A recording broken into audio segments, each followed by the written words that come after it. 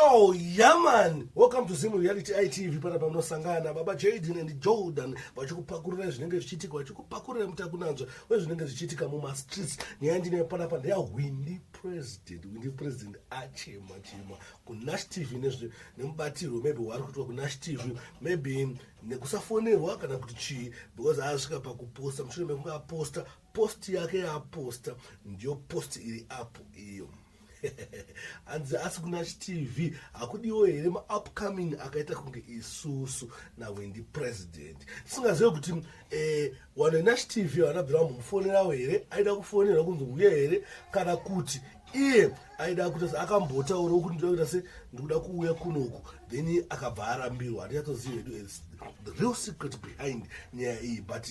Mr. Tinashe Mutarisa wakambokomendawo futi pazasi pepost yacho inova iyo ndo post yakanga yakanyorwa naTinashe Mutarisa vachitry kurespondawo kuchi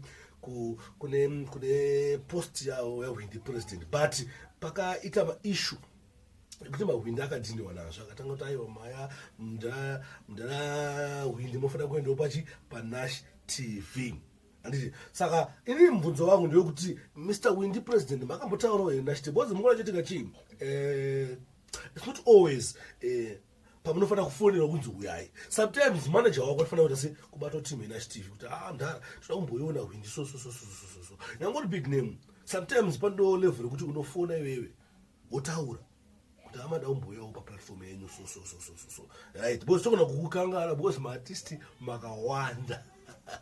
ndona kutodhila nevamwe vanhu munoziva kuti unopinda muindustry ndakatota promota ndakatanga kudhila nemaartist kana 5 career yangu yeupromota yakatoita kumberi ndakatosparks muhombe mona medzacho saka sometimes tofanira kucommunicata po asi kana ndinge makambotaura Nash TV maisabotejwa aiwa Nash TV boss tinongokumbira kuti musati mutisaboteja mayouth because platform yenyu iplatform hombe yatitoappreciatawo nesuwo isusu vane mamwe maplatform ahombe akaita seZimu Reality ITV totoappreciata watching platform yenyu because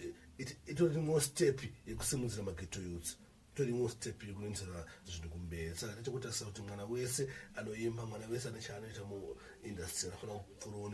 neikokoko achimbomaona mese yacho saka ndozvanga nazvo ndangokodzadzewo kuti Windy President aichema nenyaya yachi iyoyi. Thanks for watching. My name is DJ Sparks Zimbabwe kana kuti Baba Jaden and Jordan.